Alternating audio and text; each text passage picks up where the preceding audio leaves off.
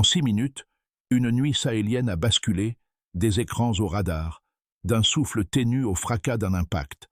Ce qu'on disait intangible, des drones occidentaux réputés intouchables, a été fauché sans annonce, sans triomphalisme, par une mécanique froide et une chaîne de décision serrée.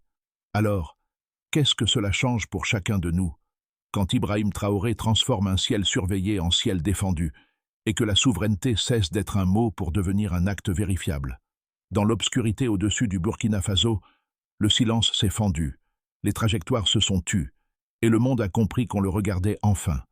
Ce qui s'est joué cette nuit-là dépasse la simple prouesse technique, car derrière chaque missile, chaque ordre donné dans le calme d'un poste de commandement, se jouait une promesse, celle d'un État décidant enfin de ne plus plier devant les yeux étrangers.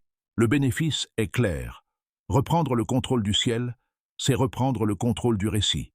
Mais cette victoire a un prix. Elle attire l'attention, suscite la peur, et fait vaciller des équilibres fragiles entre Washington, Paris et Ouagadougou. Ibrahim Traoré le sait. Dans un monde où la surveillance se confond avec la domination, abattre un drone n'est pas seulement une action militaire. C'est un acte symbolique, presque philosophique. Il trace une frontière nette entre dépendance et autonomie, entre la parole des autres et la voix de soi-même. Et c'est cette ligne nouvelle, fine, lumineuse, dangereuse, qui portera tout le reste de l'histoire. Sous le sable du Sahel, ce n'est pas seulement un moteur qui s'est arrêté, c'est un système entier qui a perdu son privilège d'invisibilité. La révélation n'est pas venue d'un communiqué, mais d'un bruit sourd dans la nuit. 2 radars synchronisés, 3 signaux anormaux, et soudain un schéma. Les trajectoires ne mentent pas. Les analystes burkinabés avaient comparé des semaines de relevés, vitesse, altitude, fréquence, et une évidence s'est imposée. Ces drones ne surveillaient pas des forêts, mais des zones militaires actives. Dans les rapports codés, une phrase revenait, pattern répété, communication cryptée, cible stratégique. Le capitaine Ibrahim Traoré n'a pas attendu un feu vert étranger. Il a convoqué son état-major et ordonné un balayage intégral de l'espace aérien. L'opération, menée dans un silence presque monastique, mobilisa des ingénieurs formés localement, des soldats de terrain et des techniciens qui dormaient près de leurs radars. Ce fut la première fois qu'une armée sahélienne mettait en place, avec des moyens modestes, un protocole d'interception digne d'une puissance régionale. Les chiffres parlent. Plus de 40 signaux catalogués, 12 corridors analysés, 3 zones d'origine triangulées. Mais derrière ces données se cachait une peur plus ancienne. Depuis des décennies, le Sahel est scruté, mesuré, cartographié par des yeux venus d'ailleurs. Les satellites américains, les avions français, les observateurs européens, tous disaient veiller pour la sécurité collective. Pourtant, chaque image captée était aussi un morceau d'intimité nationale, arraché sans consentement. Burkina Faso devenait un terrain d'essai, une grille de lecture pour des intérêts étrangers. Ce soir-là, quand les signaux clignotèrent sur les écrans, une ligne invisible se franchit. Le pays ne voulait plus être observé. Il voulait regarder en retour. Et c'est dans ce basculement silencieux que naquit l'opération la plus audacieuse de l'histoire récente du Burkina Faso. Une riposte pensée, préparée et exécutée depuis le sol africain, par ceux que l'on disait condamnés à subir. Au cœur du dispositif, il n'y avait ni généraux étrangers, ni conseillers importés. Il y avait une poignée d'hommes et de femmes formés dans les écoles militaires du pays, des ingénieurs sortis d'universités locales, et un commandant dont la voix suffisait à apaiser la tension, Ibrahim Traoré. Il ne criait pas ses ordres, il les prononçait comme des constats. Nous savons ce qu'ils font, nous savons pourquoi ils regardent. Maintenant, ils sauront que nous aussi nous regardons. Ce calme imposait une discipline rare.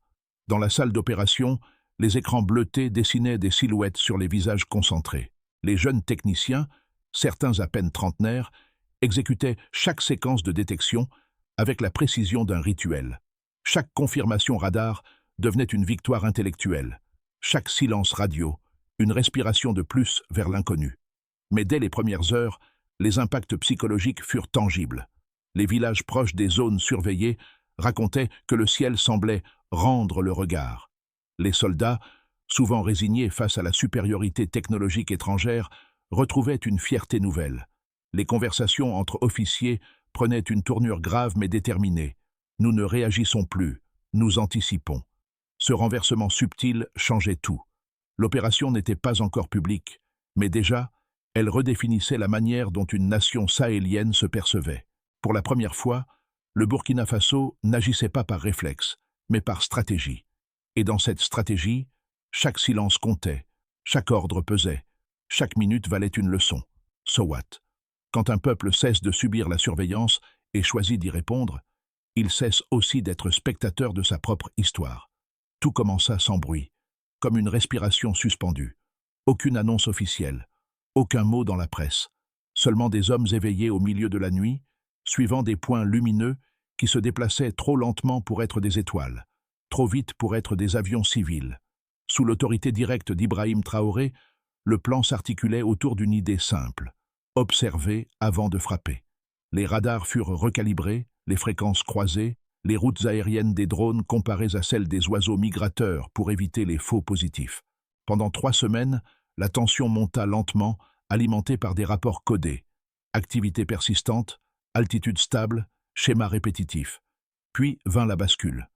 Une nuit, 3 signaux parfaitement alignés apparurent sur les écrans. Les opérateurs comprirent. C'était une formation militaire, pas une coïncidence. Traoré fit verrouiller les coordonnées, demanda confirmation triple, sol, radar, acoustique. Puis se tut quelques secondes avant de dire simplement « Neutralisez-les ». Kish Oat, déclenchement. Les unités mobiles, dissimulées dans le Sahel, reçurent l'ordre simultanément. Les missiles furent armés sans un mot.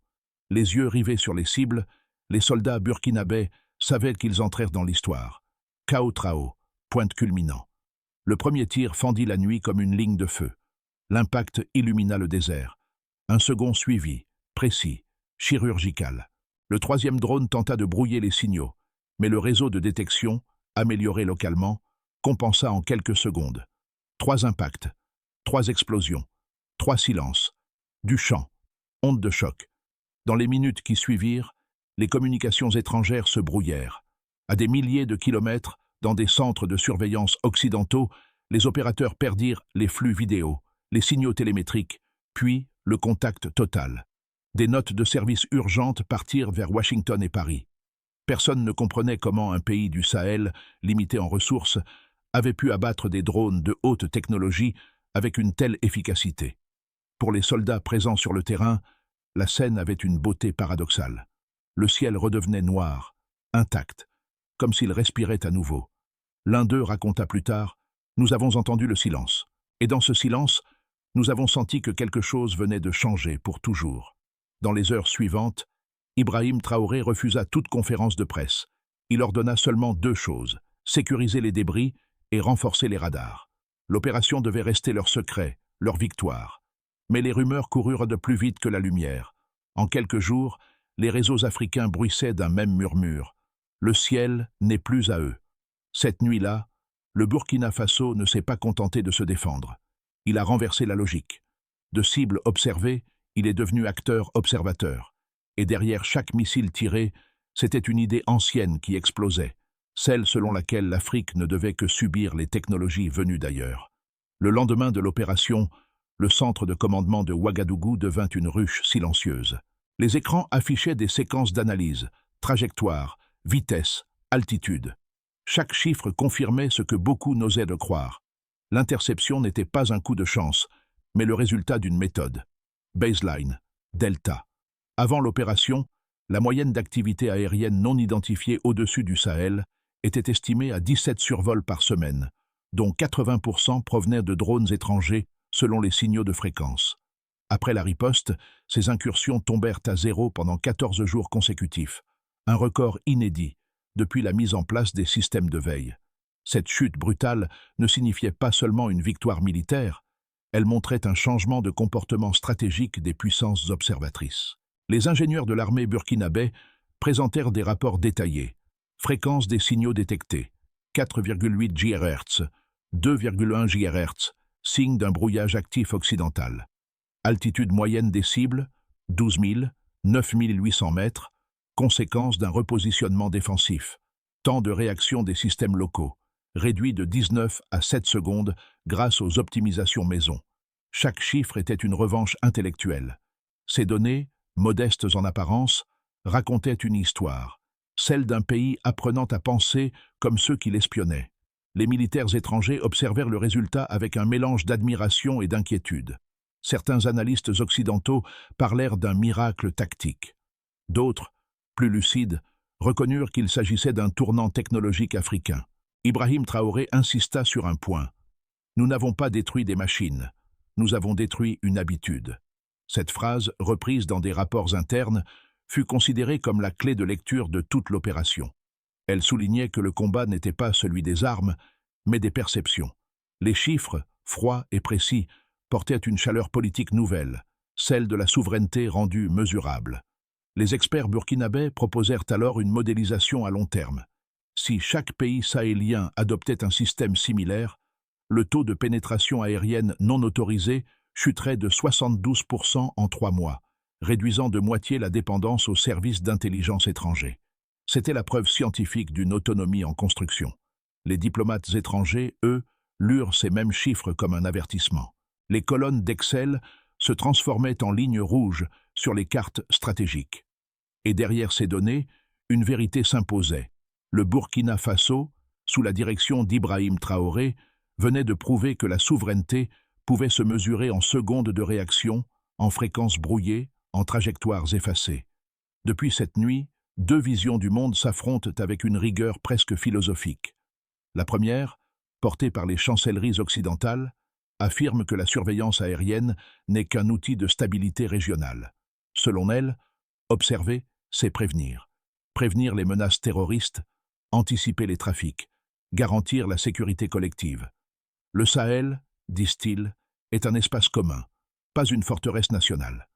La seconde vision, celle défendue par Ibrahim Traoré, renverse la logique. Elle part d'un postulat simple.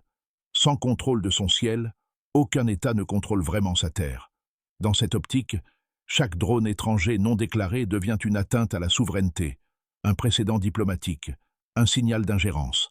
Traoré ne nie pas la nécessité de la coopération sécuritaire, mais il la redéfinit.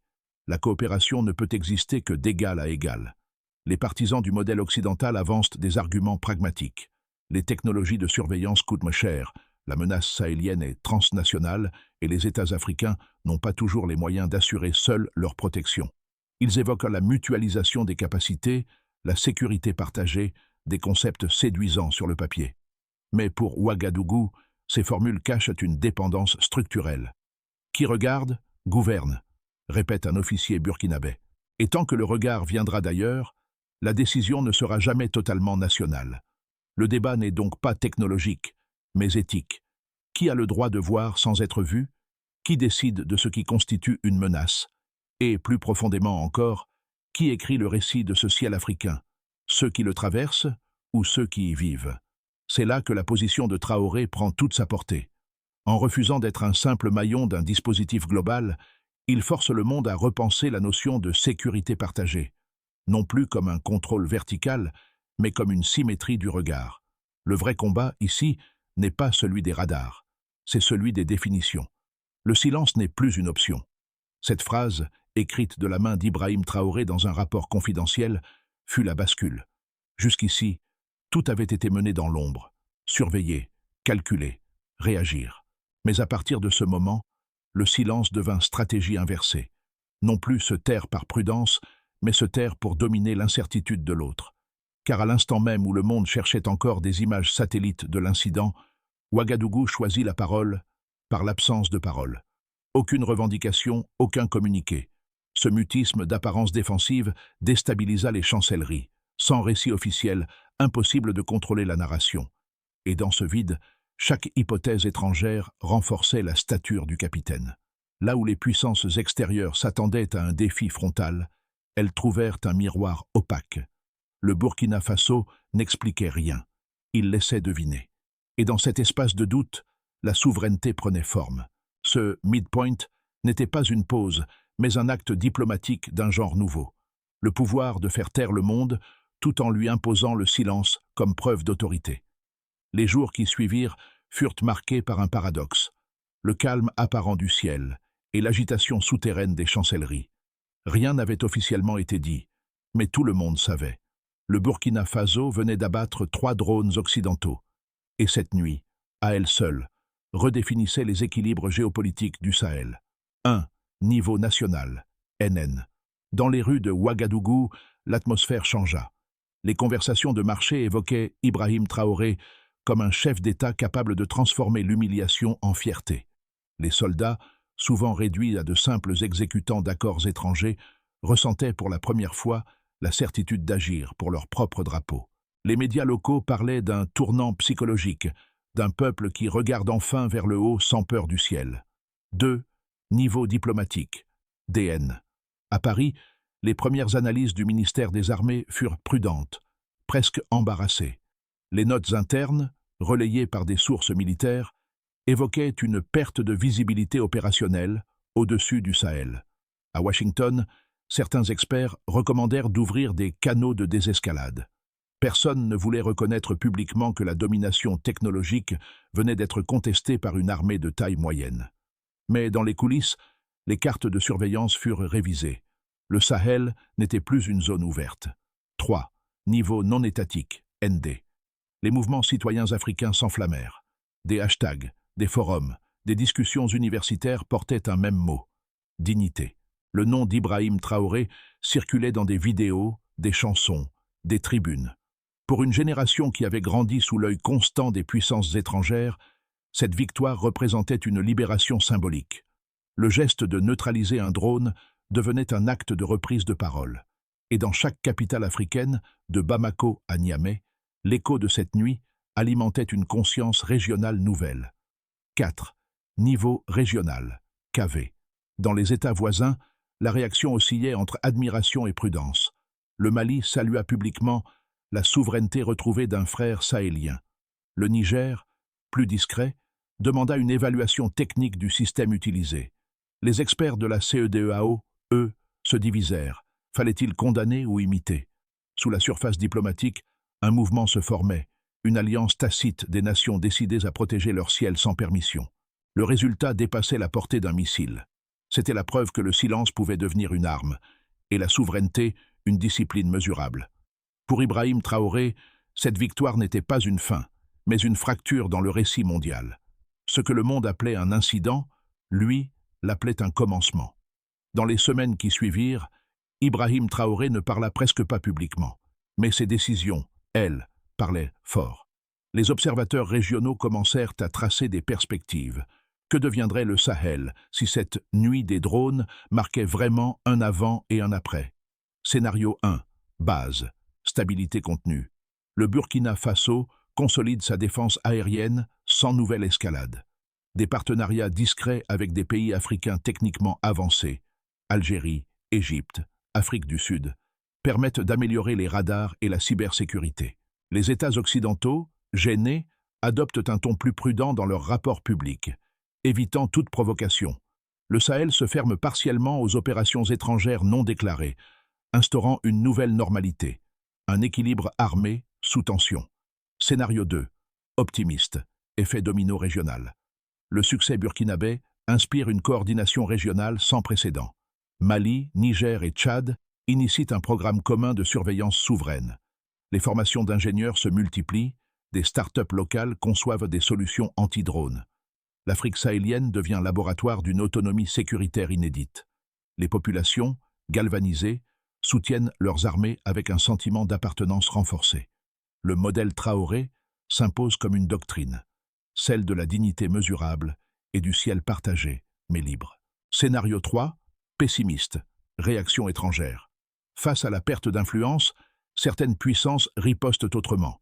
Pression économique, suspension d'aide, campagne médiatique. L'isolement menace, les tensions diplomatiques s'aiguisent. Les États voisins craignent d'être pris dans l'engrenage. Mais ce scénario, bien qu'inquiétant, révèle aussi une donnée fondamentale. Plus un État africain affirme son autonomie, plus le monde doit se redéfinir autour de lui. Conseil de lecture, Kuyen Ngi Tudui.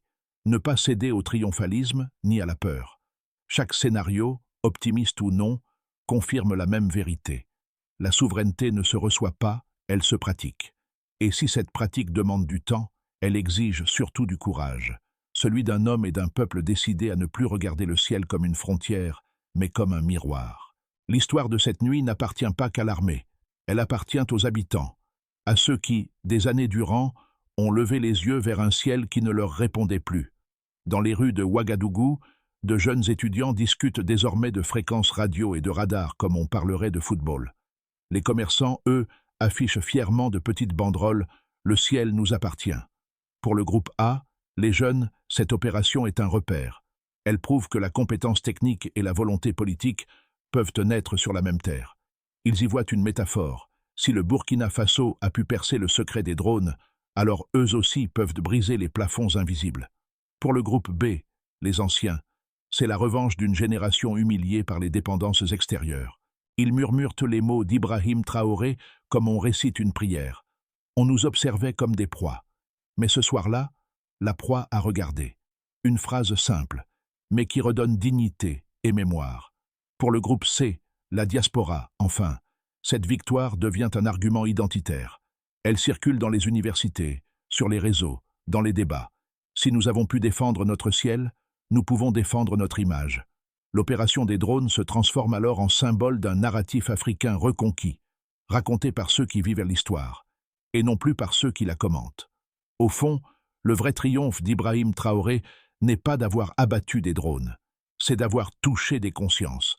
Et dans un monde saturé d'images, cette conscience vaut plus que n'importe quelle arme. Après l'émotion, vint la méthode. Ibrahim Traoré savait qu'une victoire isolée ne suffisait pas. Il fallait transformer l'élan en structure, la surprise en système. Ainsi naquit une feuille de route, simple dans son esprit, précise dans son exécution. Étape 1, former. Créer une génération d'ingénieurs spécialisés dans la cybersurveillance et la guerre électronique. Les universités burkinabais reçoivent pour mission d'intégrer ces compétences dans leur cursus. Étape 2, construire. Développer des centres locaux de détection, capables de fonctionner sans dépendance logistique étrangère. Chaque région stratégique du pays doit pouvoir voir son ciel en temps réel. Étape 3, coordonner. Tisser des alliances entre États sahéliens, non pour partager la vulnérabilité, mais pour mutualiser la vigilance. Les frontières ne doivent plus être des lignes de fragilité, mais des arcs de protection partagés. Étape 4, mesurer.